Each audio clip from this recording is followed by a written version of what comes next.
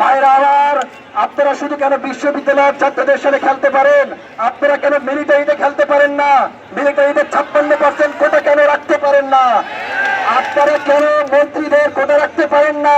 আপনারা কেন মন্ত্রীদেরকে কোটা, প্রতিবন্ধী কোটা, পিছিয়ে পড়া কোটা, তারপরে অন্যান্য প্রশ্ন করে রাখতে পারেন না? তাহলে আমরা তাহলে সেখানে বলতে পারতাম আপনারা রাষ্ট্রের সকল জায়গায় কোটা আপনারা বহাল লেগেছেন, শুধুমাত্র কেন বিশ্ববিদ্যালয়ের ছাত্রদের সাথে খেলতে পারেন? আমাদের কি শক্তি নাই? আমরা লাল কার্ড দেখাতে পারি, আমরা লাল কার্ড দেখাতে পারি।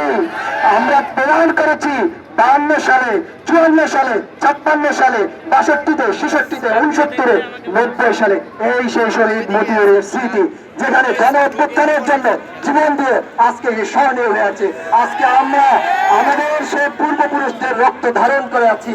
আজকে আমরা প্রমাণ করতে চাই এই বাংলাদেশে কখনো বৈষম্য ছিল না, এই বাংলাদেশে কখনো বৈষম্য থাকতে পারবে না, এই বাংলাদেশে কখনো বৈষম্য থাকবে না। আমরা আমাদের তরুণ প্রজন্মের জন্য আমরা সংগ্রাম করব, আমরা এখন সংগ্রাম করছি।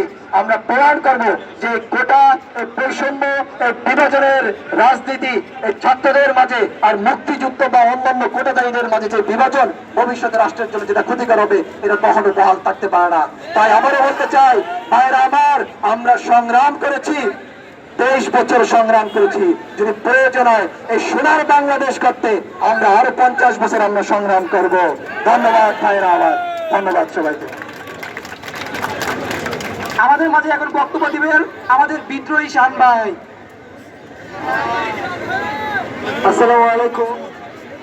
শান ভাইয়ের জন্য জুড়ে একটা ক্ষমতারি হবে আমাদের কুঠা আন্দোলনের কর্ণধার। আমাদের শান ভাই আটকালে আমরা কি রাজপথে থাকবো?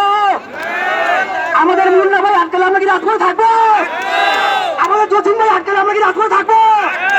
যাকে আটকাকে রাখলে আমরা রাজপথে আসি, রাজপথে থাকবো। আসসালামু আলাইকুম সংগ্রামী ভাই, সাথী এবং বন্ধুরা। আসলে গত কয়েকদিন ধরে অনুরোধ থাকবে যে ভাইয়েরা আজকে এটা মাথার ঘাম পায়ে ফেলে, যে বোনেরা আজকে বৃষ্টিতে ভিজে আন্দোলন করছে, তাদের পাশে এসে আপনারা দাঁড়ান।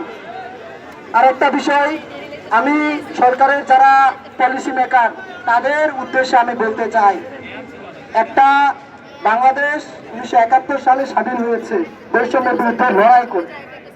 এই যে বাংলাদেশের মানুষরা এত শ্রম দিচ্ছে, এই যে আজকে 16 কোটি মানুষ কর দিচ্ছে, যে করের টাকায় এই দেশটা চলছে, যে করের টাকায় এই চাকরিজীবীদের বেতন হচ্ছে, সেই করের টাকা কারা দিচ্ছে? এই 16 কোটি মানুষ দিচ্ছে। কিন্তু এই 16 কোটি মানুষকে আপনারা আবার চাকরির ক্ষেত্রে বৈষম্য করছেন। তাহলে কি আমরা বলতে পারি না যে যখন ব্রিটিশরা আমাদের শোষণ করত, সাদা চামড়া কালো চামড়ার বিষয়টা, সেই শোষণটাই আমরা এখন শোষিত হচ্ছি?